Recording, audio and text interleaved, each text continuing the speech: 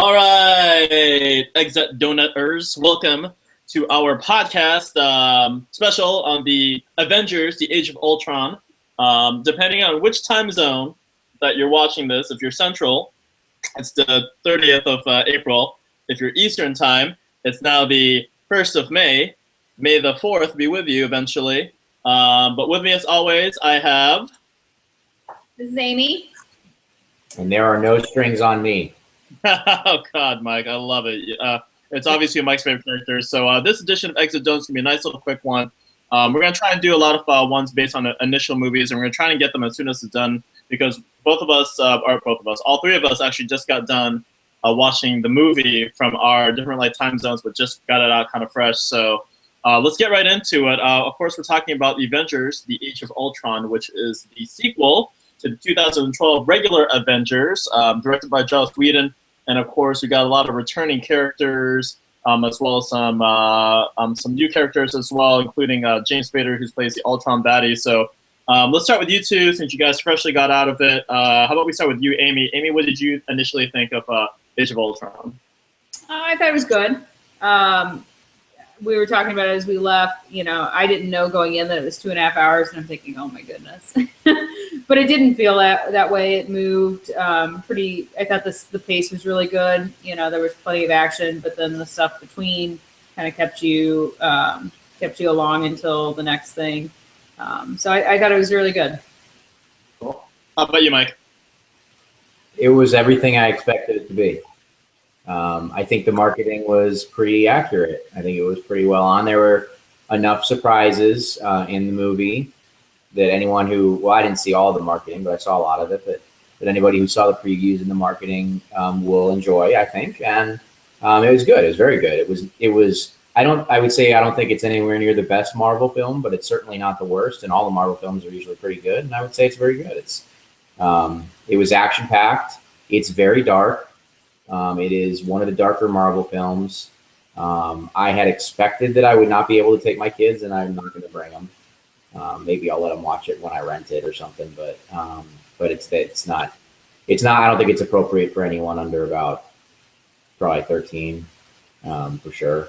PG-13 movies are sometimes okay and sometimes not. This is much closer, I would say, to adult content than Guardians of the Galaxy. It's much closer to the Winter Soldier in terms of tone.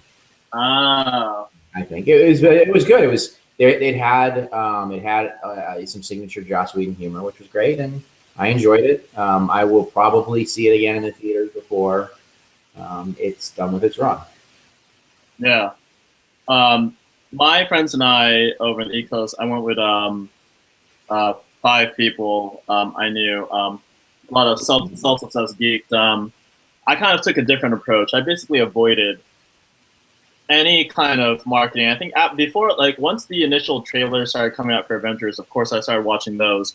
But probably in the 6 to 8 weeks leading up to it, I tried to avoid any kind of interview, anything that could remotely spoil it. Like there was one article on Yahoo where they completely just put up a blatant event that happens in the movie, and I'm like, Yahoo, what are you doing? You know, you're kind of ruining these kinds of stuff. So because I always, when it comes to these particular movies, I can't really hold them in the same respects as the individual Marvel movies, because all those ones are more character, kind of to the one character, where this one's more ensemble. So I try not to compare the Avenger movies too much to an Iron Man or a Thor or even a Guardians of the Galaxy, because I think it's just a completely different dynamic that's going on than those movies provide. And in some ways, by the way, for anyone watching, we're probably going to start some spoiler alerts early on, because because of what's involved in the film, there's just no way to not talk about the movie and not talk about the many elements that were brought into it without giving away some spoilers. So if you guys haven't seen the movie yet, hit pause on this, go spend 2.5 hours watching the movie, and then come back and watch the rest of the podcast the entire way. So that being said, we had a lot of people represented from all 3 of the major movies that came before it.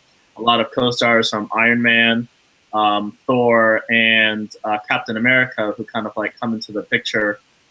Both the recent movies as well. And I I basically had like a nerdgasm throughout the entire like movie. You know, like sure, it's probably the furthest away from what happens in the comics as far as like what the characters are entailing. But I mean, for me, it's more of a snowball effect. It started out like how I thought it would have started out, like this movie. That's how sophomore movies are kind of hard, you know, because there was so much exposition that happened in the first one as far as getting together that right off the bat you already know that they're Avengers and where they go with it. So we'll kind of tie into that one. So let's go ahead and talk about like first of all, the overall plot work for you guys. So Mike, we know that you're a plotologist over here on some kind of level. Was there anything in the plot that felt kind of like forced or felt, you know, kind of like Yes. convenient or anything? What elements were you? And I want to know if it's the same one that asked me, so go for it. So the first thing that jumped out was the way the movie opens. It doesn't make any sense. So we are caught up with Agents of S.H.I.E.L.D. So, you know, slight spoiler alert for the last couple episodes of Agents of S.H.I.E.L.D., but you should catch up if you're going to watch the Avengers if you like that show. So we knew what to expect in the last, like, you know, 2 minutes of the last episode of S.H.I.E.L.D. ties into this, and it sort of explains kind of a little bit how the movie starts, but not really. I don't understand how they all just showed up. There's no kind of, it doesn't make sense. If you watch Agents of S.H.I.E.L.D., you understand why they were, so the opening sequence is that attack on the fortress that you see in the previews.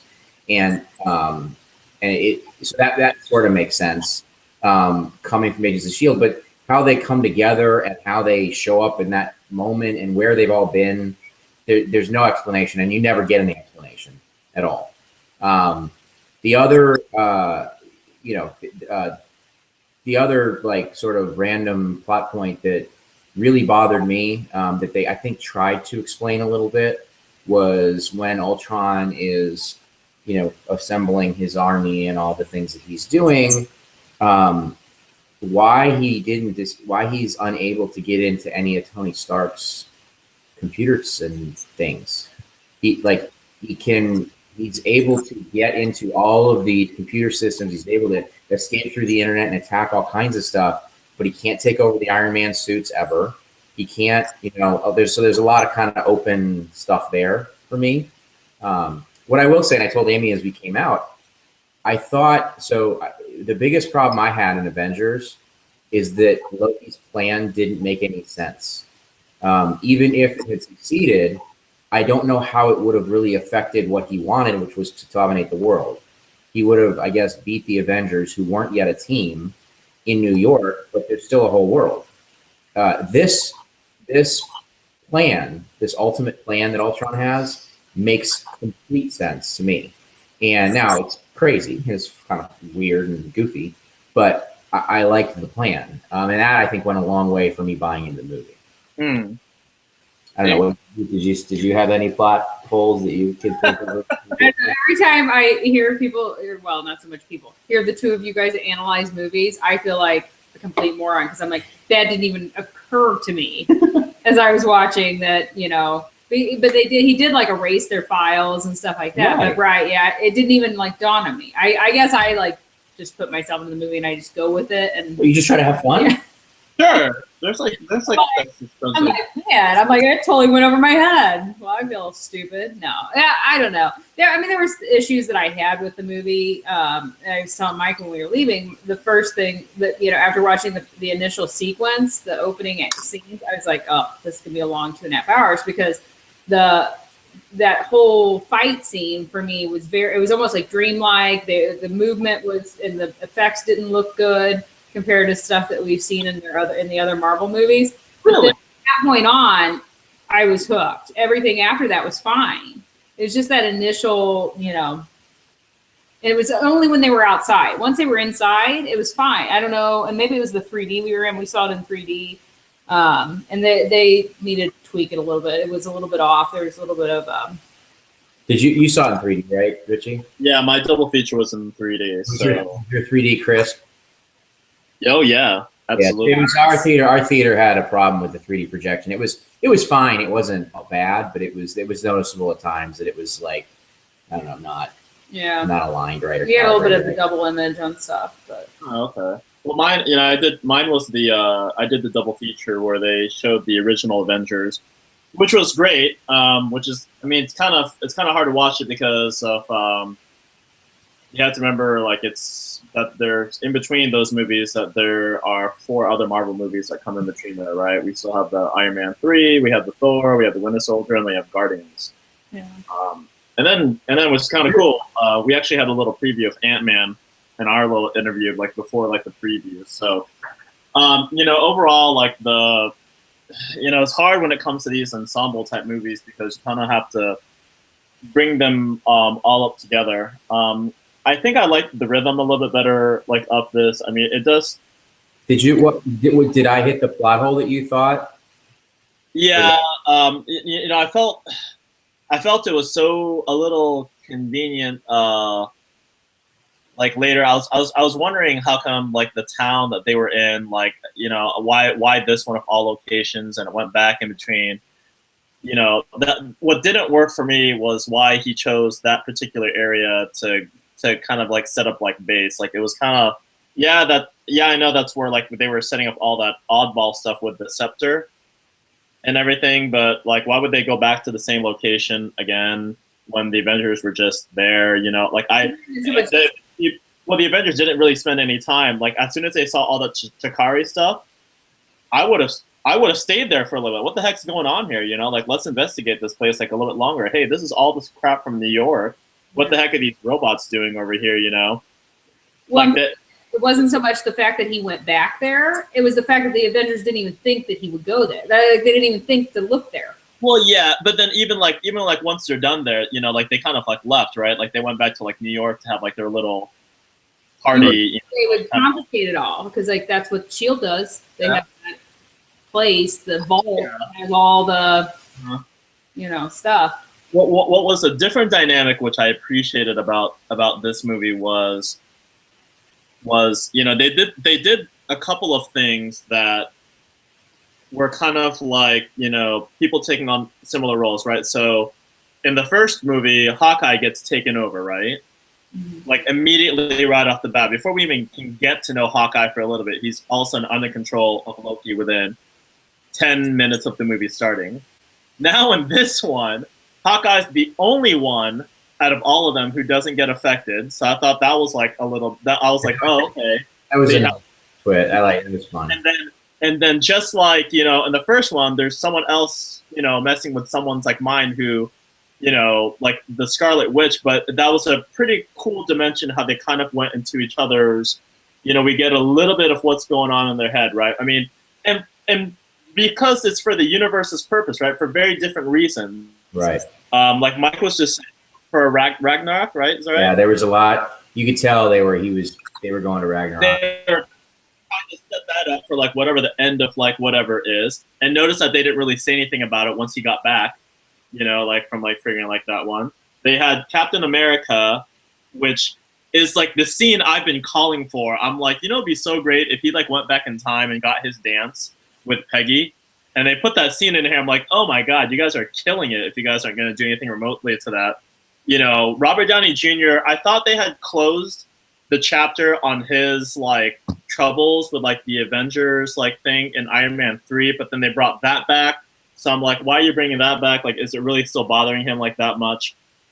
Scarlet Witch, it was kind of cool because, we're not really knowing much. I mean, I knew as soon as it started, and like my friends are like, why would there be dancers? I'm like, it's the freaking Black Widow program. He's like, what? I'm like, she's Black Widow.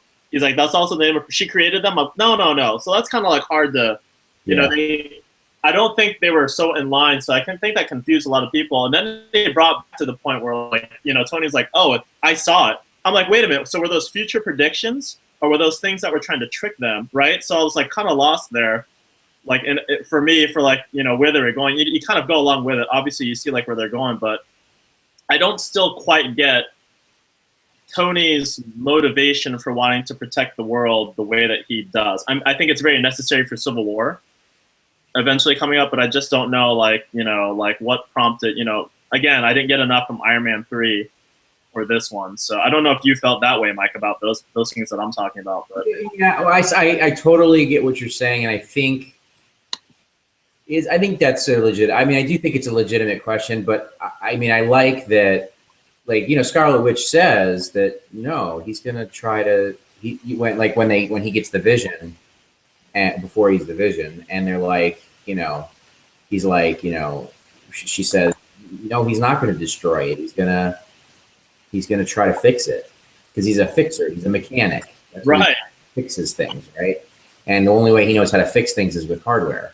You know, so I could buy that. I don't know that I buy it exactly. What I did like is the way that Ultron was born, that they think they failed and they go off and they have their party and like Jarvis is still working the shit and like, you know, you see success and like, you know, he starts figuring stuff out, and Spader was awesome. Yeah, Mike, you know, let's go ahead and, you know, we might as well talk about that, guys. Actually, let's start with Amy on this one. Amy, so you watched the original, well, how long ago did you watch the original Avengers movie? Like recently to catch up, or? We watched all of them leading up to this, I'd say, over the last week.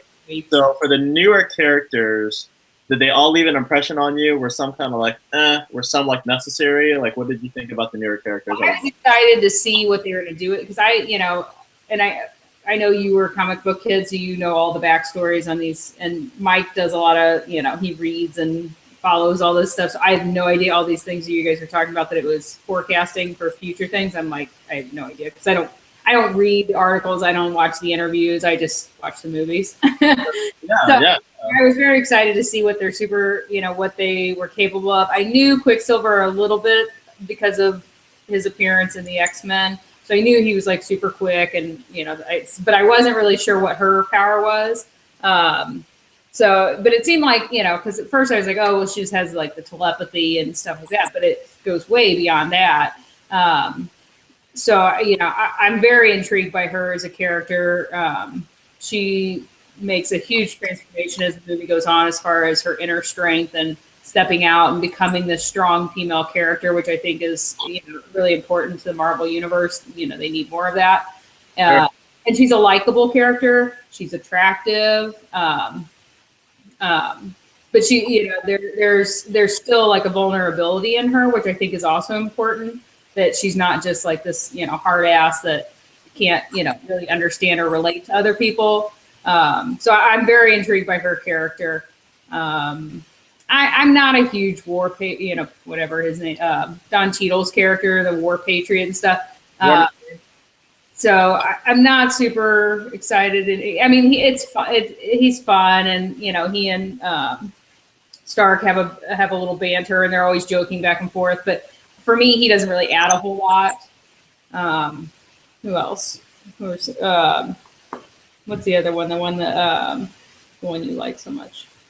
Oh, Anthony Mackie. Yes, Falcon. Yeah. So and he was great in Winter Soldier. So I was glad that they brought him back, and I'm interested to see what they do with him as in the next movies and stuff. If they develop his character more. Okay, Mike. Since you talked about kind of more like Scarlet Witch and maybe Pietro, what do you talk about our main villain, Daddy? Yes, Ultron. Yeah, like how was I am passionately on Team Ultron, especially now that I know what his plan was, which was a good plan. So, well, I guess we're into way spoiler territory anyway. So, his plan obviously is to create a meteor to cleanse the Earth of the cancer that's humans, because they're warring. And even though the Avengers have set themselves up as the saviors, guardians of peace, all they do is bring war and destruction. And it's a great plan. And it almost works. It's very cool. He's great. He's awesome. From the first moment obviously they recorded a lot of his dialogue in the previews is not used in the movie. So, which is good. I like that. There's the sequence in Wakanda, or I don't know. I guess it's not in Wakanda, when they were in the graveyard, the shipyard, with Ulysses Claw, and trying to get the vibranium. His conversations in there were so great. He's way funnier than I expected him to be. There's more humanity in his character than in most villains, and he's not human, which is great. I love the touches about and the callbacks to him actually being Tony Stark's descendant and kind of making some of the same mistakes that Tony Stark does, including believing he could create something that was going to help him and save him, and it turns out to be his destruction. It's great. I don't know. He's one of the best villains in the Marvel universe. I'm partial to the Red Skull. I really like the Red Skull. I thought he was a really good villain. And obviously Loki is like, there's legions of girls around the world that like Loki. But I think he's up there with the best villains in the Marvel universe for sure. I like the ending where he's like, I don't remember what he said. He's basically like, can we get a do-over as they're about to destroy him. He's great. I liked how he kept upgrading himself throughout the movie and throughout the story. He was good. I don't have a lot of complaints around him. Most of my complaints with the movie are that it was, she doesn't drink coffee. Most of my complaints around the movie are that it was fairly predictable in what I expected, and I think they could have done things more interesting. We didn't talk a lot about this being his Empire Strikes Back, and it's not. It's not at all. It's Avengers. It's Avengers again, and which is fine. I mean, a lot of the same stuff where there's Faceless Army #2 and and all that. But it was very entertaining and very good. There was a lot of good stuff in it. Yeah. I'm very interested to see his 3-hour cut that will be released on the extended version because if there were some parts in it that felt like they could have had more that they kind of cut, Yeah, maybe some of those things that I was talking about earlier. We'll talk about another major character. And again, spoiler alerts for anyone who's coming. We have the Vision, who comes in at played by Paul Bettany, and there's a debate whether Marvel breaks its rules. So Marvel has a rule that once a person plays a character, they're not allowed to play a future character, like another character like in the same universe. So a lot of people are like, oh, why does Chris Evans play the Human Torch, but he's okay as Captain America? Well, that's not really part of the Marvel Cinematic Universe. That's Fox making their version of the Fantastic Four. There was talks that Vin Diesel might come back and be another character. Do you guys recall if Vin Diesel was supposed to play another character in the universe? There's a lot of rumors that he's going to play Black Bolt. Right. That's what it is. He's going to play Black Bolt, the Inhumans. So it kind of doesn't break the rule because it is kind of made, the Vision kind of says in the movie, oh, I don't really know where I'm from. I'm kind of part Ultron. I'm kind of part Jarvis, so it's okay that he actually has it. But I was actually very, very surprised by his look. He's in the comic books. He's basically android. In this one, he's flesh. So I thought that was kind of an interesting. But again, his stuff is bonded by vibranium. So I guess he's maybe like a cyborg, which is a combination, I think, of flesh and robotics or something like that. So I think he's the best of both worlds. But I think the character looked great. It was definitely a live action suit. There was nothing too CG about it, which was just fine because you got all the CG in the world from Ultron. And then of course there's of course with Scarlet Witch being there in the Vision, there's everyone always remembers the romance. That was one of the romances from the main Avengers comic way back when that came out the 1963 or something like that. So. But it was like Amy was saying, I think it was great to have some of those elements from recent Marvel movies, like Red Falcon, like War Machine, like Heimdall, just to kind of, I wish in some ways that they would tie in Agents of Shield in a reverse way, like, you know, to kind of let them know about, you know, like about that kind of universe. I don't think it's time. I don't think we don't have enough Netflix shows because we just had Daredevil, but I think eventually in the future we'll probably start reverting to like the Defenders or something like that, like down the road. So let's talk about the original characters who brought back. So again, we have Robert Downey Jr. as Iron Man. We have Chris Evans as Captain America. We have Chris Hemsworth, who's playing Thor again. We have Scarlett Johansson, who's the Black Widow.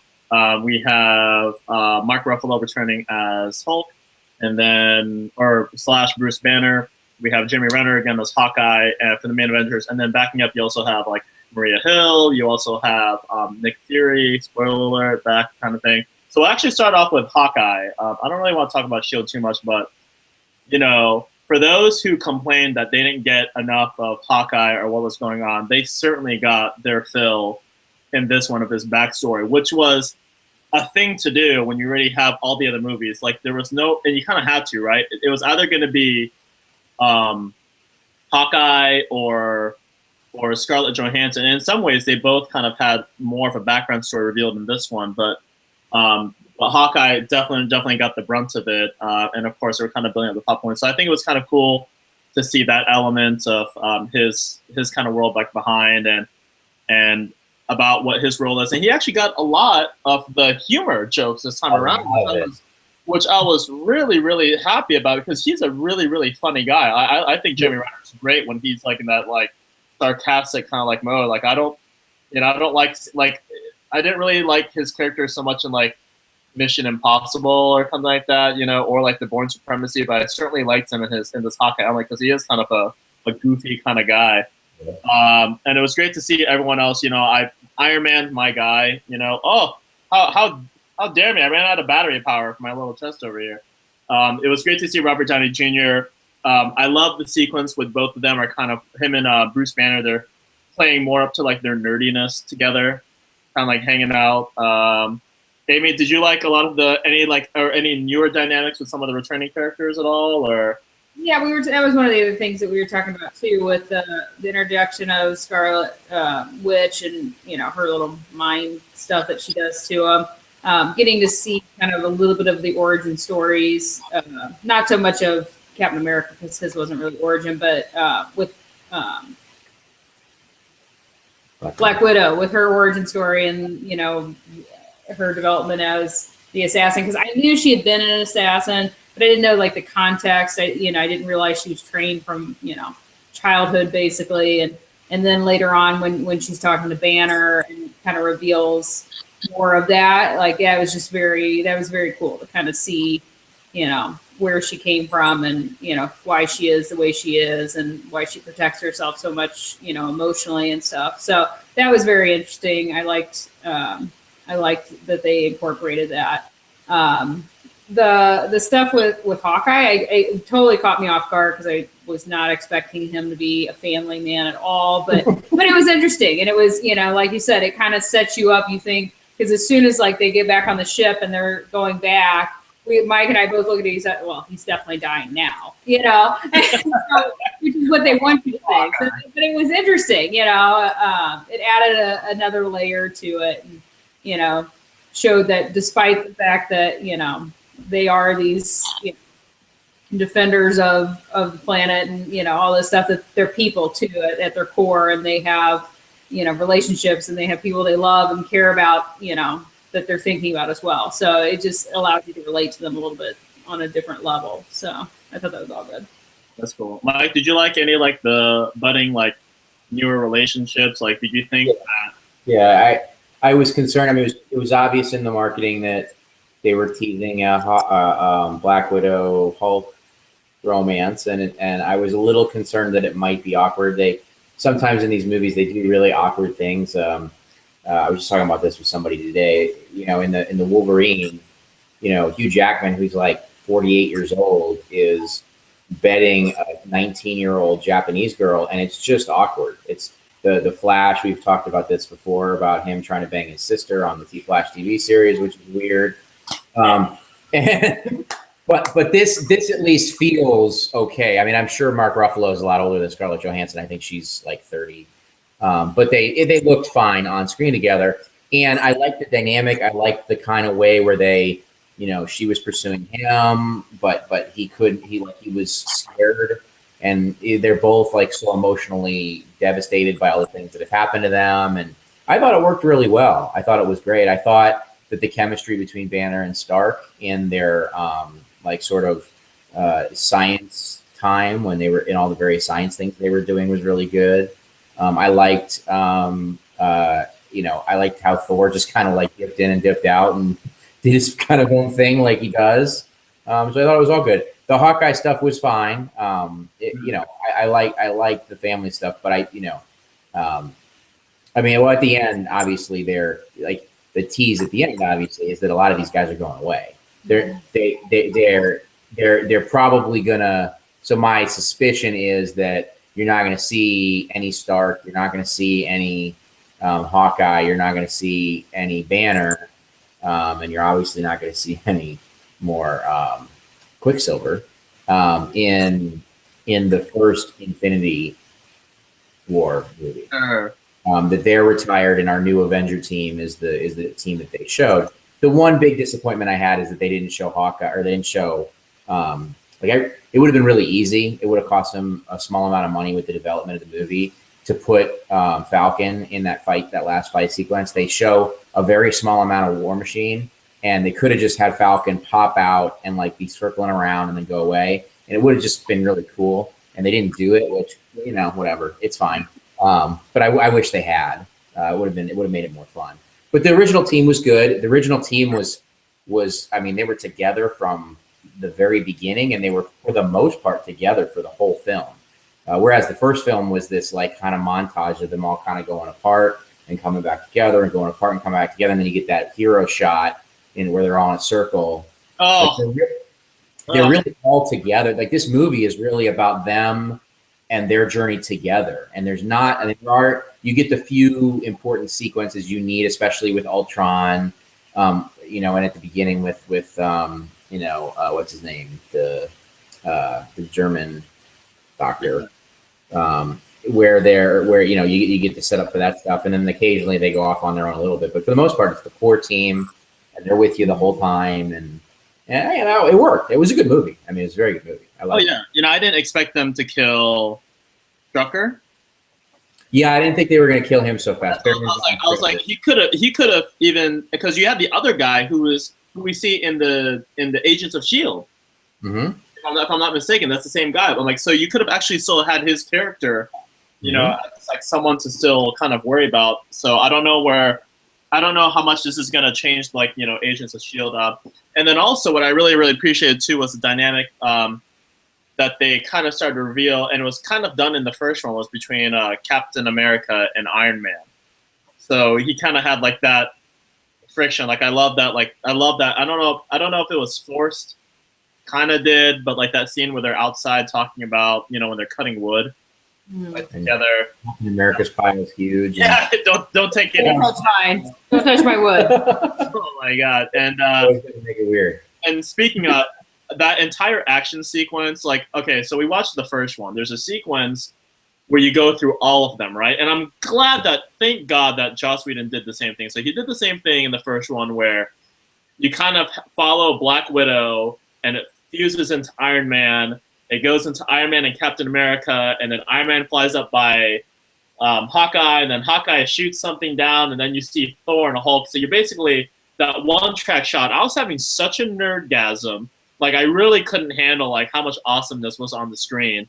That one action shot towards the end. So I big credit to to Joss Whedon for kind of remembering his core fans. And he's with how he is about dialogue, easily you know that he could actually have more.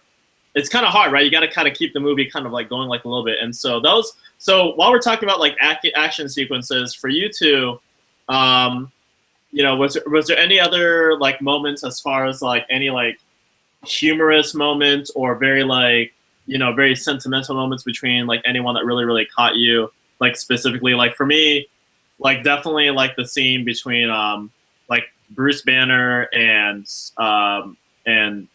I keep calling it Scarlett Johansson, and Natasha, like in like the bedroom scene and everything, and it's so like tense. Like you want them to kind of kiss, you know, you don't, you know, like where are you gonna go with this? And then also, I guess that would probably be like the major one for me, and of course, like you know, Robert Downey Jr.'s character, kind of buddies with like Bruce Banner. I thought those were like great interactions. Did you guys have any other ones that you were like any like memorable scenes at all for you guys?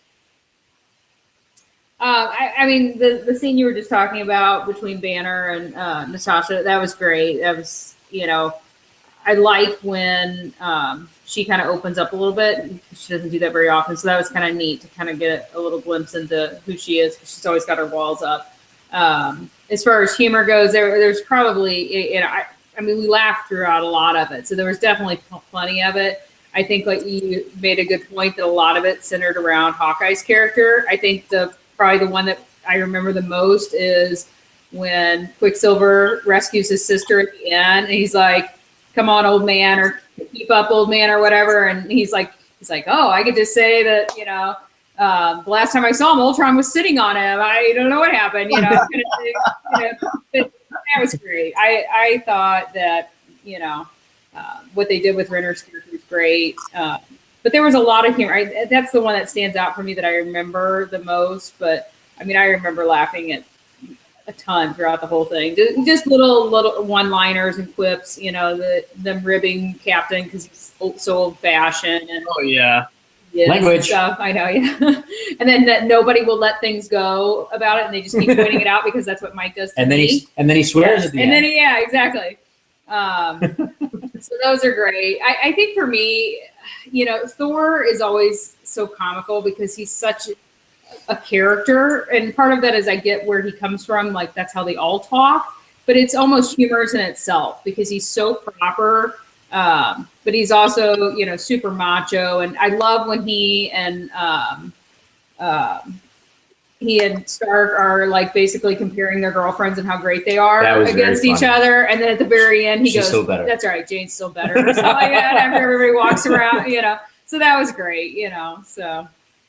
How about you, Mike? Any memorable? Like... So it's funny you bring up where he was, you know, pretending he was going to shoot Quicksilver, because my favorite was right before that. I thought the best moment in the movie in terms of kind of the Joss Whedon, like the most Joss Whedon thing, was Hawkeye talking to Scarlet Witch when he's talking to her about making the decision to become an Avenger, and they're sitting in that. He crashes with her through the window. And they're standing there, and she isn't sure what she wants to do. And he's like, I don't remember exactly what he said, except I remember he said, "And I'm just a dude with a bow and arrow.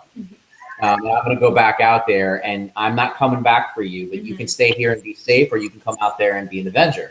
You know, and it's perfectly like rousing and inspirational, but really funny also at the same time. There was a similar moment with Ultron in the ship area where Ultron makes a similar kind of comment that, like, you know, really gets you from the funny point, but it's like hard-edged funny where it makes its point. Yeah. What I want to say is I thought that the movie was exactly what you would expect, because it's got the great relationships and it's got the great dialogue, and the women are very strong, and the action is really bad. Let's just call it what it is. It's the worst action in any Marvel movie ever. What? But the action sequences, just stand back, get off your fanboy box for a second, and just remember the action sequences, and then try to remember what watching Winter Soldier is like. Try to remember what watching even Iron Man 3, or the fight sequences in the original Captain America, or, you know, the fight sequence choreography of the way they use Whiplash in the car sequence in Iron Man 2. Guardians of the Galaxy, while not spectacular fight sequencing, used its characters in the way, like, there's nothing in this movie like when Groot sticks his stuff through the guys and bangs them up against the wall.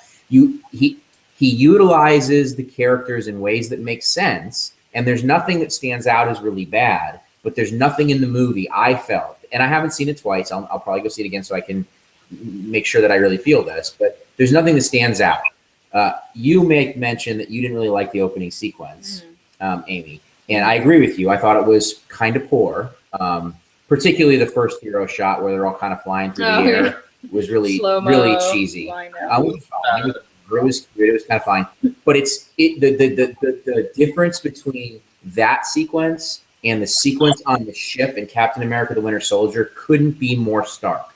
They both have the same purpose. They both are the same kind of thing. It's a throwaway sequence at the beginning of the movie to get involved emotionally into it, but action-packed, and it's not close. The Captain America scene on the ship is 1,000 times better from a fight, coordination, sequencing perspective. There's nothing in the entire movie that's as good as Black Widow coming down that line, taking the guys out one by one through the stairwell, and that's not even close to the best part of the opening sequence on the boat. There's nothing. There's nothing that's that good. It's faceless androids or metal guys flying at people in the opening sequence. It's them kind of shortcuts all over the place. Nothing really spectacular. That Daredevil scene in the second Daredevil show where they're in that hallway is way superior to any moment action-wise in this movie. Now, the CGI stuff is much better, obviously, because it's big and bad. But there's nothing that's that good in the terms of sequencing the fights and the action. It's all kind of like B minus C plus stuff. Whereas in Captain America, there's some interesting stuff where Thor and Captain America use the shield and he hits the shield and stuff. But there's just not very much. It's really quick. It happens really fast, and it's just like. The most interesting stuff I thought was the Scarlet Witch stuff, and you don't really get to most of that until the very end, and a lot of it's really just kind of like off on the side. You don't really see it that much. It's kind of like, quick and gone. That was my big takeaway. It felt like a Joss Whedon TV show. I'm going to go ahead and disagree with you on that one, because the reason why those movies like Guardians of the Galaxy, or like the moments when it comes to Winter Soldier, is because it's humans on humans. So you kind of get, in my head, you kind of take that out of the equation, because you can't really fight robots on the same Okay. But then, so even like you got, they're all flying around at the end, and you've got Iron Man, you've got War Machine, you've got Vision, all out there flying around. Right? And you've got all these guys flying around. There's nothing in it that's as good as the moment when Falcon bundles up and falls and hides himself in the guns take out the bottom of the helicarrier, which why the helicarriers are protected on the bottom is a whole other sequence at the end of the Winter Soldier. That little sequence when he's flying around and he balls himself up and how he uses himself and how Winter Soldier slings and grabs his wing with a wire. And in the Winter Soldier, how Black Widow grabs the little taser, little coin thing that she flips at him to disarm his. There's nothing as inventive as any of those things in any part of this movie at all. There's a lot of Avengers, and there's a lot of bad guys, and there's a lot of action, and there's a lot of shit going on. Yeah. But there's nothing that's that novel. Well, I think that's part of it. The best, actually, you know what the best thing was is when the Hulkbuster punches the Hulk, like the Hulk punched everybody in the first movie. But there's not, then that was just like an homage to the first movie. Yeah. When I think part of the problem is you've got so many moving parts. Yeah. When in the action sequences that you're talking about that are so good, it's one on, yes, there's other, like when Black Widow comes down the line, there's lots of people that are trying to get to her, but it's more intimate because it's more one-on-one type action sequence, which I think you can develop more. When you've got all these things going on and everybody's flying around, you can't really focus on any one part of it because there's so many things on the screen. So I think you lose some of that magic a little bit.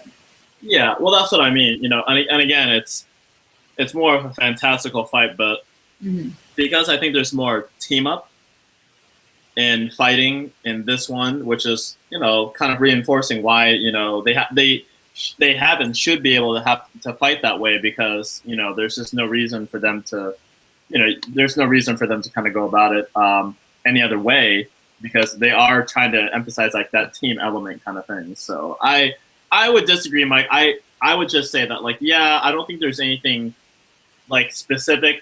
Maybe the thing I would have liked to have seen was they made it a point to show Jeremy Renner selected one of the first ones to get ready for like the final battle, and he's picking different arrowheads.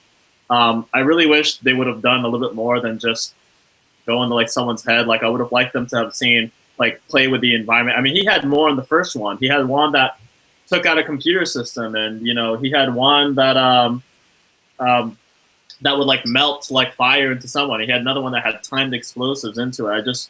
I think they could have expanded his arsenal like a little bit more. But then, like I still love Captain America's like fight sequences. There's that great one at the end where you see like Iron Man, Vision, and Thor kind of all hitting Ultron at the same time. I'm like, that's a badass moment. Like they're kind of concentrating all their power. What's up? That was kind of cool. Yeah, awesome is what it is. Well, frankly, it was a little easy.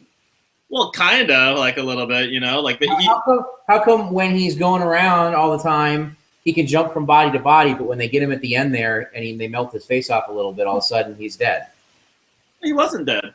I know they got him out of the internet. I understand they got him out of the internet, so maybe they were now trapped him in that one body. Is that, I guess, what the point was? Well, I thought it was funny when they take him out, and then all the other guys, they don't just like stop working the way it did it with in the first Avengers, but they all totally just take off and like run away. And I'm like, okay, that's when we go. We're on the wrong team. Yeah. I would have expected, Ultron, as far as like his character that's written in the comics, because they're not allowed to. I think because they're not allowed to use, and this is the thing that sucks about this separated movement. So we have Spider-Man, right, who is now part of the Marvel Cinematic Universe whenever they choose to bring him in. But we still have a separation between the X-Men and this movie. So you can't really talk about who Scarlet Witch and Pietro's dad is, which is Magneto. Yeah, the accents kind of. Do they know that, Ritchie? What was that? They know who their father is? Yeah, like in the comics, and for a time. Okay, because in the movie, they think their parents died, right? Right. So they both of their parents like died. So they brought that up, and I'm like, that sucks because, and you can kill Quicksilver in this universe because it's not really a part of it, but that's why it's I think it's a very difficult dynamic. Like. That's a fucking cop-out. That's a cop-out. You're going to kill one Avenger, and that's the one you choose? Well, that's what I mean. Like, that's what I'm saying. Like, you can kill him because in this universe, he's not, right? So his main claim to fame is being part of, like, the Brotherhood. Like, I guess you could have made it a whole entire, like, backstory for him. Someone needed to die. We all thought it was going to be a Hawkeye. Because, like, Ultron, as far as, like, a character, battle-wise, do you guys remember the first Thor movie? Yeah. You remember the metal guy, the Protector, who was brought down? Yeah. That's supposed to be on par with what Ultron in terms of like size, I think, and also what he's made out of. See, Ultron's made out of adamantium, but because adamantium is associated with Wolverine, they can't use it, which is why they use vibranium, which is how you bring in the whole entire stuff about Wakanda, which is fantastic. But again, because you're cutting off a lifeline, and this is the only thing that just sucks about the whole entire thing, you can't really expand. You can't really talk about Pietro's character. I know it's a cop-out, Mike, and I know that but if you were going to kill the one, as far as like who you're able to expand story-wise, and if you had to kill someone, his would have like the least. Bullshit. And here's why it's bullshit. It would have the least repercussions of that universe because all his backstory is associated with the X. It's a money cop out. At the end of the movie, you are led to believe. Obviously, Pietro dies, Quicksilver dies. You are led to believe that Hulk is lost somewhere, that Hawkeye has retired, and that Tony Stark is no longer on the team. Those are three guys that, in theory, are gone. Right. The Avengers now, as it stands at the end, are Captain America and Black Widow, and the four new Avengers: Iron or War Machine, Falcon, Scarlet Witch, and Vision. And so those are your six Avengers. Mm-hmm. That's the team. That's the team that's going to start out in Infinity War, right? That's the assumption. Maybe. That's the assumption at the end of this movie.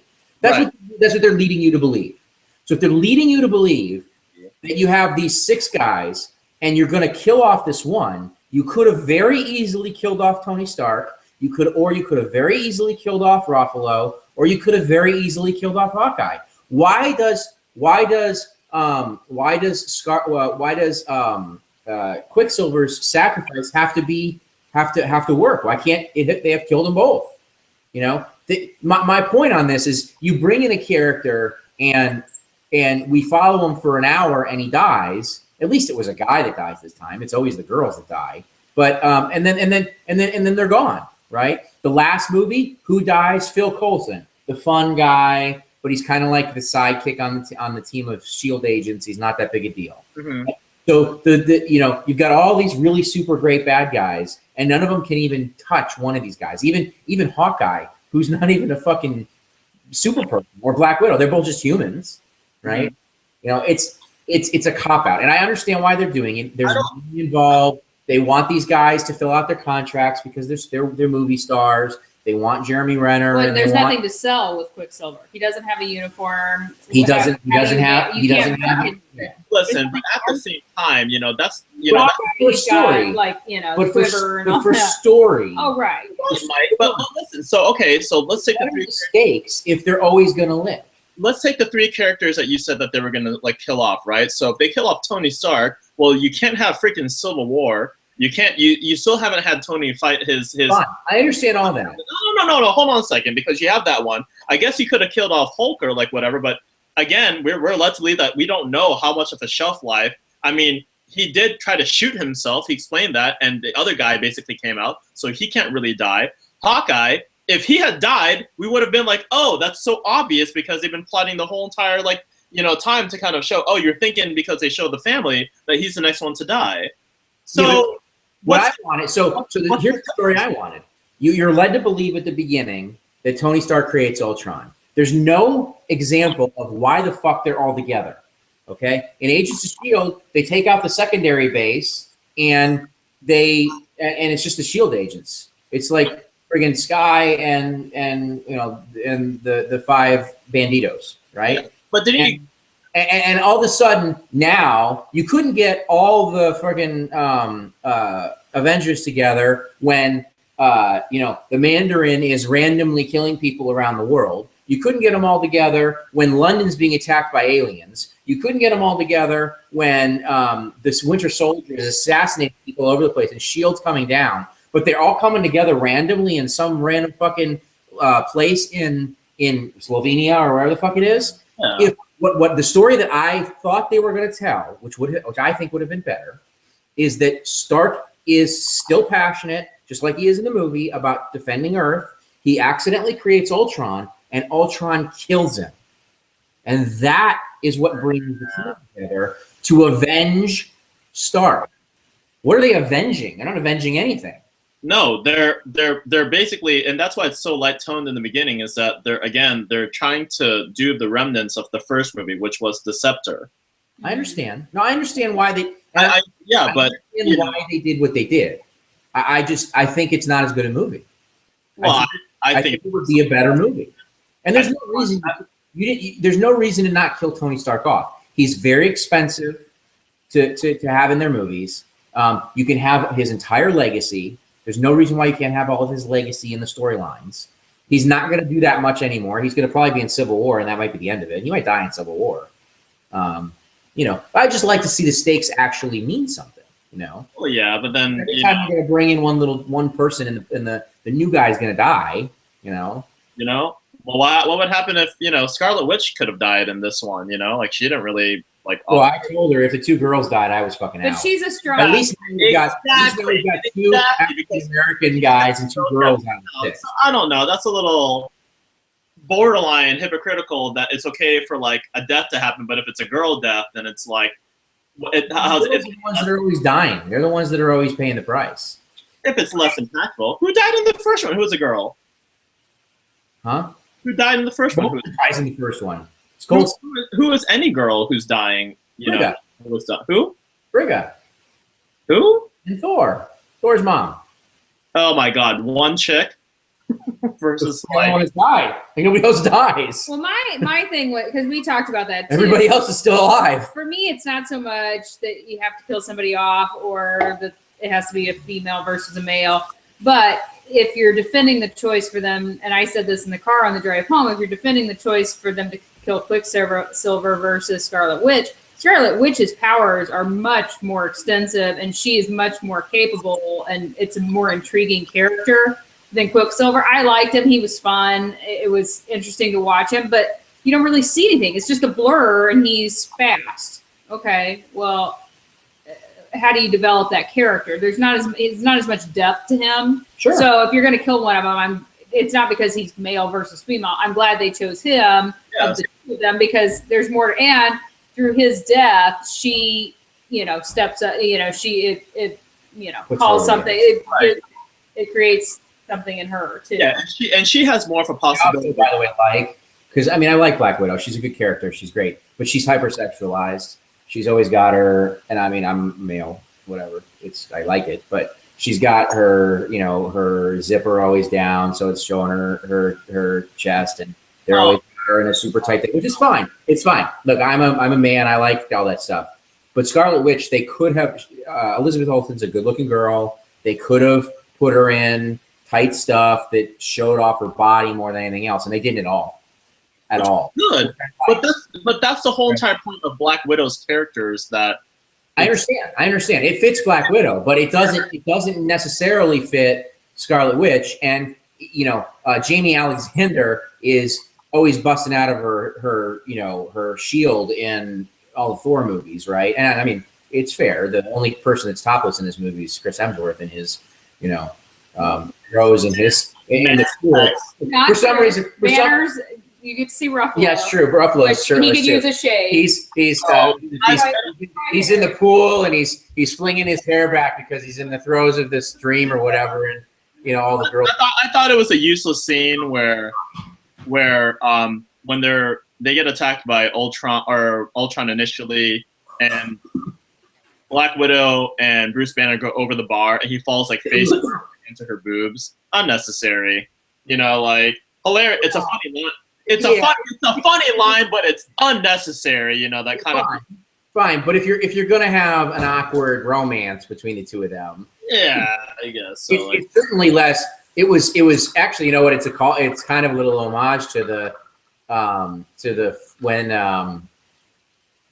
Star-Lord and Gamora fall in after they're out in space and he lands on top of her and he's like, I just felt something inside of me. It was so heroic. And, that moment's better than the moment in this movie too. I thought that was fine. It was okay. They're trying to make a little, like a sexy, romance in a movie that doesn't have time. I mean, there was so much action and so much going on. Right. For a 2.5 hour movie, this movie had, how many big, it had the initial set piece in wherever the hell it was, Castle Central. Mm-hmm. They had the set piece on the boats. They had the set piece in the main city in where they do the Hulk busting thing at the beginning.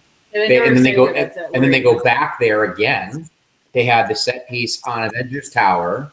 There were 4 or 5 or 6 big set pieces in this film. Yeah, but it still had 3, just like the first movie, it had 3 major action sequences with action beats in between, right? Yeah. So like the first movie had like the destruction of the shield base. The second big scene was aboard the carrier, and then the third one was in New York. So this one had the initial first one in the snow. And Amy, I agree with you. I think it's hard to do CGI in the snow. It's just really, really hard to put CGI against a white background and for it not to seem like, once you put it against a dark background, for some reason visually, you can accept it more. But it's so clear against like a white background, you can tell like you can delineate easier like what's, computer and like. I think it's hard for any film. I know that George Lucas famously hated filming the Hoth sequences in Strikes Back. Yeah. Well, it's like that. And then you had like the second one, which probably would have been the fight sequence. It's kind of like a combination, like the whole entire action sequence of getting out of like Wakanda, and of course the third one was the final one. And like I didn't even know what the name of the town was. Did anyone get the name of the town? They said it a couple. They said it several times, and Sokovia. Yeah. Sokovia, and I'm like, where is Sokovia? You know, like I don't know. It's a meteor. It was the action set piece number 3 was the meteor.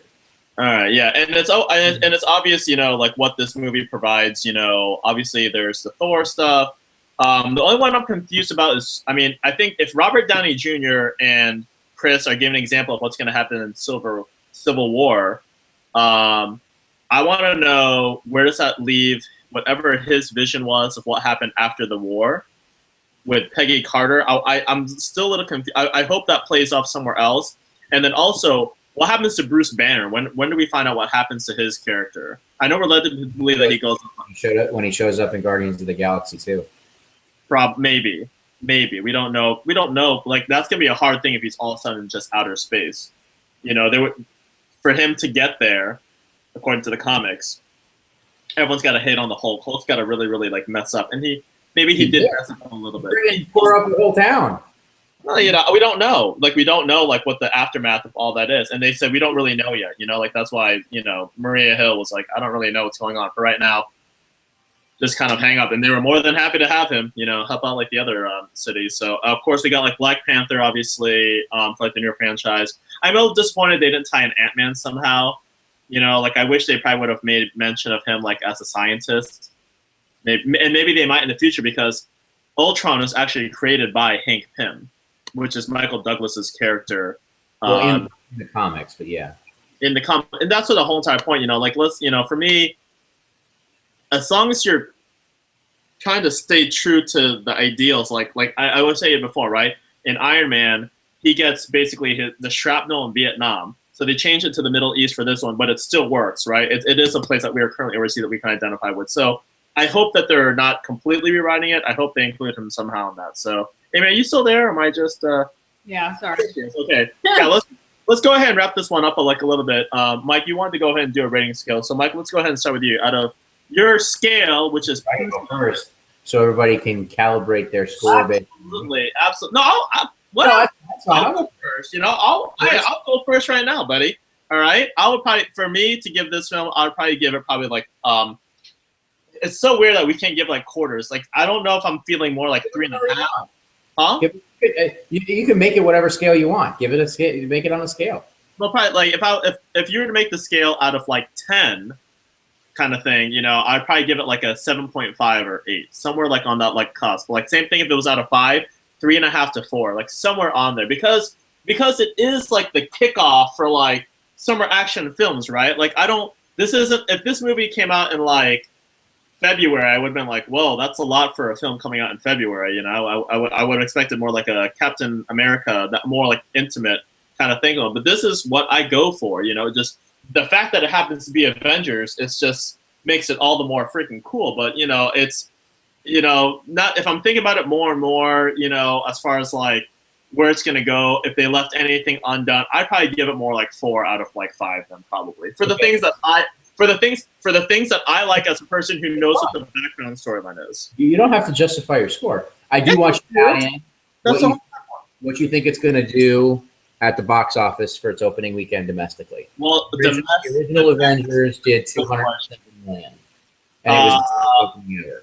Gosh, with IMAX and the number of theaters and how much they're promoting it, and it started tonight. Actually, I'll probably imagine maybe like 190 million. Probably. You think it's going to do less? Huh? You think it's going to do less than the first Avengers? And then opening weekend? Yeah, probably. So, because the other one was a little bit more hyped up, and that one actually started more like on Wednesday. Okay. Actually, if I recall back in 2012, and this one started on Thursday night. So you're losing. It had never been done. You'd never brought together, you know, characters like the way they did. So also, you can't recreate that. Also, did you like it more than you liked the first Avengers?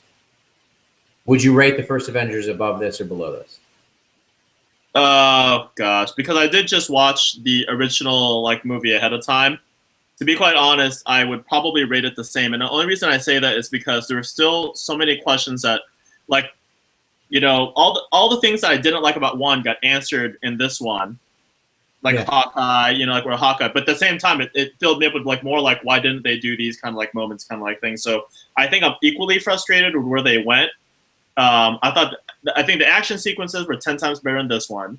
You don't really have. It's hard, right? It's always hard to do a first and a second movie, right? Because one's exposition and the other one is always like, you know, coming off a continuation, right? So it's hard. It's really, really hard. It's better villain for sure. Like I love Loki. Loki to death. Loki's great. Loki's pretty great. And Loki's fantastic, but Ultron certainly better plan. Yeah. Certainly better plan. But Ultron was a little bit more sadistic. Yeah, Ultron was kind of almost Jokerish. Yeah, his like Mike was saying was a little bit more of a. I can see where you're going with this. You know. Yeah. Loki was the original villain in the first ever Avengers comic book anyway, so probably for that sake is why they chose, you know, his character. So we're gonna let Mike go last on this, Amy. So if you had a 5 Amy scale or whatever, like what would it be? I would probably put it around a 4, probably right under, but not, you know, kind of same type of thing. I will say, and I don't know if you watched it or not, but Blacklist. So I'm a huge Spader fan, not because of his past history in movie making and, you know, when he was Brat Pack and all that, but he is phenomenal and makes that show. And so this was, in a lot of ways, his character was very similar in like his sarcasm and his humor and the way he talks and, you know, kind of twist words around and throws them back at you and it pisses you off and drives you crazy. So I think he made this movie. He set the tone. So for me, I would have to say it's actually, and I think it's hard for me to say too, because I never saw the first one in the theaters, the first Avengers. And I think it's hard to recreate that magic of the first time you see them all together on the big screen. Yep. So I think it's probably, maybe I'm coming from a different place, but I do think it was a better villain this time around. And I am a huge Loki fan, but I think that Spader really nailed this character and, you know, his plan of how he was going to go about it was much more developed and was good. And I like, you know, as much, and I'm not a big sequel fan, but I liked kind of like what you said about how you got to some of the things that were left unsaid in the first one and unanswered. You got a little closure to those things. But again, yeah, it opens up new questions and new things for the next one. But, you know, that's what keeps us coming back, I guess. So. Right. But yeah, so personally for myself, I would have to rate it a little bit higher, but not like globally, you know. Right. Did you think? Yeah, I'm so bad at that kind of stuff. I mean, the theater we went to, which is never super busy, it was playing in probably six screens, or maybe even more than that. It's a 14 cinema, and there was maybe 20 people in ours. Really? Yeah. We were the third show and we were the second 3D. So I purposely picked that one because I thought it'd have the least people in it. You like the least people when it comes to doing like. I'm old now. I'm tired. I don't like the bullshit because if you get like a 3/4 full theater, there's always some asshole that's always making noise and someone's on their phone in front of you and the guys behind us I was worried about. I know when they came in because there was like a group of like 15 that all came in at one time. They were fine. They were fine once it started. I didn't even hear them back there. So I usually try to go on off nights unless it's something like this. Yeah. So so you don't have a guess. I don't even know. So I'm gonna guess $214 million opening. I think it will beat bigger the original Avengers, but I do not think it's gonna hit the same total gross. I don't think it's as rewatchable. It's a better movie. It's just a better movie overall, but it's not anywhere near as much fun. I think as the original. I would give it a 3.5. I probably would have rated the Avengers a 4 or 5 when I came out of the movie because it was just so fun, so completely fun on the whole way. It's good. I liked it. I think people that are interested should see it because it's a good film. It's got a lot in it. It's really stuffed with stuff. It doesn't feel like crazy overstuffed, but when you really sit back, there's a lot of stuff that could have been way more developed that isn't. So I'm a little excited for the director's cut. I hope there's 20 or 30 more minutes in there with other backstory and more explanation and stuff going on. And but I enjoyed it. I thought it was really good. It is a good entry in the Marvel. What's your scale? 3.5 out of 5. Yeah, I figured. It's so like if you think of a 3, so that's like a 7, right? If you think of like 10 as like, Jurassic Park and Jaws and Shawshank Redemption and like amazing movies that people love forever, it's definitely not that. But if you think of like a 6 or a 5 as like so for me, I guess I liked the Fast and the Furious, the new one, more like when I came out, because I like it was more fun, but it also had like that really crazy ending that was so touching. I don't know if you saw it, but it was really, but it's not, that was not as good a movie as this is. Like, right. Like this is definitely a deeper. The Letty Dom stuff was so awkward in that movie, and like there was just, it's not anywhere near as good a movie. This is a really good movie, but it's not great. The 2 movies last year were great. Winter Soldier was great at the dark stuff, and Guardians was great at the fun. Yeah. And this one had a little fun and it had a little dark, but it wasn't great at either. I thought it was a whole lot more funny and a whole lot more dark than the previous iteration. I think they went a little further with the comedy. I think they went a little touch further with the with the dark stuff. And then they spent a lot of time setting up. I think, and purposely so, right? They spent a lot of time setting up future properties, much more than like the first one. The first one, you had no idea where anything was gonna go. It's like, I don't think they did. Yeah, exactly. Like at the end of F, where do we go from here? Like this one, because I mean, how long ago did we see that announcement of the 10 movies, right? Black Panther, Captain Marvel, Infinity 1 and 2, Civil War, Thor. They didn't do like an Iron Man, right? And so the Inhumans, right? Like we don't know like where they're going at. So, speaking of real quick, did you guys get previews for both Star Wars and Jurassic World in your theater for the preview before? Yeah. We had a lot of previews. We had Ant-Man. That's true. We had Star Wars. Fantastic Four. Yeah.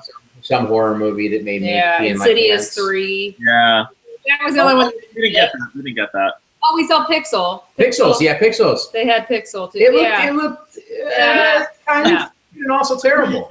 I can't wait to see that one because like a train wreck. Well, and part of the problem too. But there's some like that moment where the old Chinese guy goes up to his creation. Japanese, and like Japanese. I'm sorry. I'm terrible. I'm awful. I'm a bad person. But see, that R3D was not good. Like it was. Yeah, it was really bad. So that preview was really bad. It was hard to watch. Oh, our theater probably like Jurassic World. I think I was actually surprised. A lot of people were like, "What? There's a new one?" I'm like, have you been like under a rock?" Like, well, I'm so excited for that one. Well, I was like a kid in a candy store watching that. First of all, let me go on record now because that might be the next one we do. It might not be, but it might be the next one we do. I'm calling it right now. It's going to be terrible. See, I thought the preview looked awesome. Wonderful. It's going to be awesome because there's going to be people dying everywhere. There's going to be dinosaurs eating people and dinosaurs eating dinosaurs. And it's because the script's going to make no effing sense at all. And Chris Pratt's going to ride on his motorcycle through the woods. Awesome. Through the woods, and it's going to go straight. It's not going to, his motorcycle isn't going to bounce at all. And he's going to have a Raptor squad, and it makes no sense. Absolutely. I think it's going to be the greatest sci-fi special after school movie of all time. I think it's going to be terribly awesome, if that makes sense. So, well, to defend, you said that there are people in the Chris theater Pratt is very pretty that didn't know about it. If I didn't live with Mike, I wouldn't have known about it because this is the first time they've had a preview at a movie, at least that I've been in, Right. And that Star Wars preview looked awesome. Really? Awesome. Really? You don't. So it was good, but you don't. I don't know enough about the story. I haven't gleaned enough from the previews to understand what's going to happen. I don't want to know the story. I'm not going to watch any more Star Wars stuff from here on out. So I can tell you that I will be very surprised if I cannot take the kids to see Star Wars because it's Star Wars. I expect to be able to take them. Yeah. And I love the Marvel movies. I'm a Marvel kid. I love the Jurassic Park movies. There's no way I'm going to be able to take the kids to Jurassic Park. I'll be probably crying in the seat as we walk into the theater, being able to take my kids to go see Star Wars. Let me ask you this one. No, I want to see it with them. Yeah. Real quick, now that we gave our ratings and everything, let's go back to the movie real quick. For those who have kids out there, why do you think this movie wouldn't be appropriate? It's a 13. I mean, maybe a 12-year-old, maybe. Yeah, but what exactly about it is like the thing that's first of all, it's very dark, and the opening sequence is extremely violent. It's as violent as any of the Marvel films. The two biggest things for me is it's very long. It's 2.5 hours. So if you have kids that are under 10 or 11, getting them to sit in the theater for 2.5 hours is hard, even for a movie that they're really into. Sure. It's also not very fun or light ever at any moment in the movie. Almost all of the humor is adult humor. Yeah. It's a lot of situational humor. It's a lot of wordplay humor. And younger kids don't get that. They don't understand it. Like the stuff in Guardians of the Galaxy that works really well. There's this talking raccoon. It's really light. It's really colorful. There's these bright colors all over the place. This movie's very gray. Mm-hmm.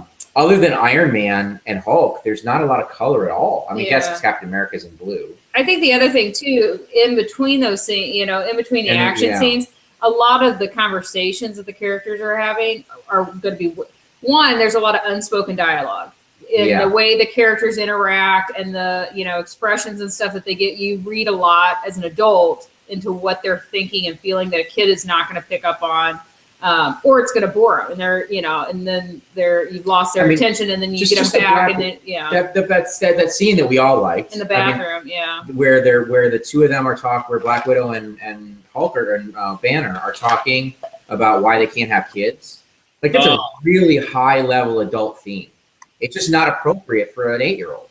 Right. I thought that was I did not expect that. They love Guardians of the Galaxy. They both really loved it. I take them to see movies that are, PG or PG-13 if I've seen them first. I don't think it's appropriate for kids that young. And I'm not a parent that's, like a lot of parents are very protective about language. They're very protective about violence.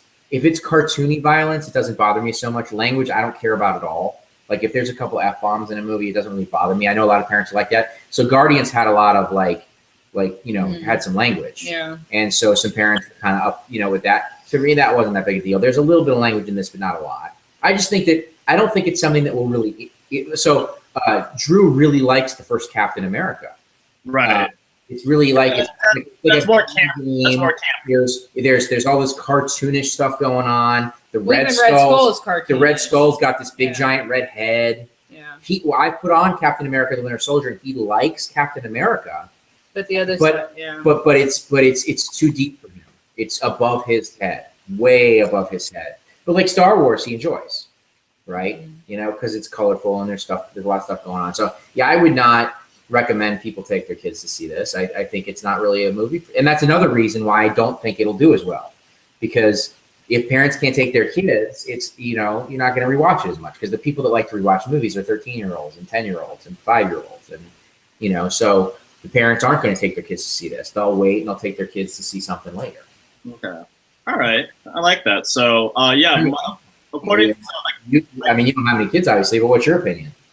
I would definitely say and I think that's why, maybe darker isn't the right word, but there is certainly some ominous stuff for events happening. You can kind of get that kind of sense, but it's much more deeper than I expected the movie to go to. Like, they'll talk about the child stuff, what happens. I'm like, that would, Like they didn't go over that in Agent Carter when they showed off like the Black Widow program or anything like that. But it makes sense, like in some ways, like that right. It's not it's you don't need it, but it certainly adds to it, right? You're like, oh, it's great for the movie. It just yeah, more go.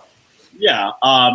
What happened between Bruce and and Scarlet or Black Widow? That's not a happy ending. Like, where's he going?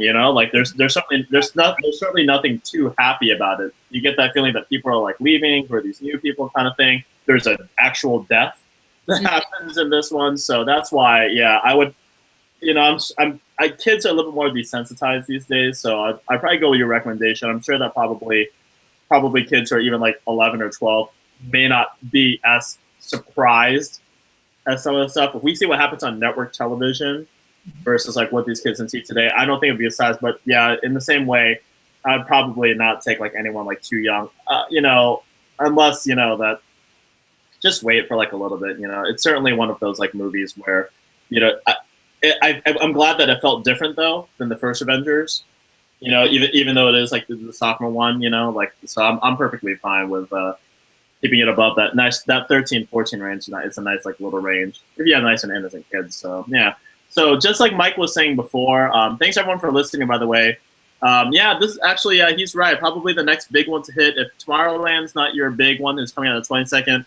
Jurassic World is coming out in June the 12th, so we'll probably go over that because that's really only the major movie coming out in June. Like we won't get Ant-Man or Minions or Trainwreck or even that Pixels movie or even like Mission Impossible until July. July is going to be a really, really big month, but June is going to be like the next one for like Jurassic World. So again, we want to thank everyone for listening for a nice little spirited conversation. I didn't realize it was actually going to be this long. I thought we were going to like zip right through it, but we actually had a lot of like really, really good questions back and forth. So again, keep up with us. You see us a lot on Facebook. So Exit the Donut page on Facebook. We can catch us there. You'll see handles for our Twitter.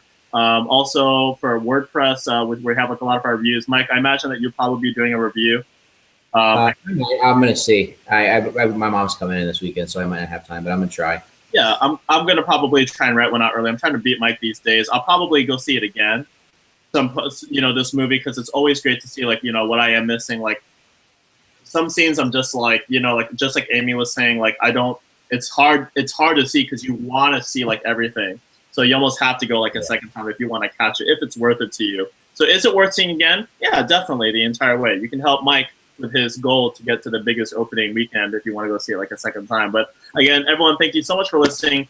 If you guys have any kind of like feedback, whatever kind of like level, go ahead and list it down, whether it's on the Facebook page. Kind of fire back. We're more than happy to answer any questions or if there's anything that you'd like us to even like question about like during the next movies. I want to thank everyone again, and we'll see you in a few for the next podcast. Take care.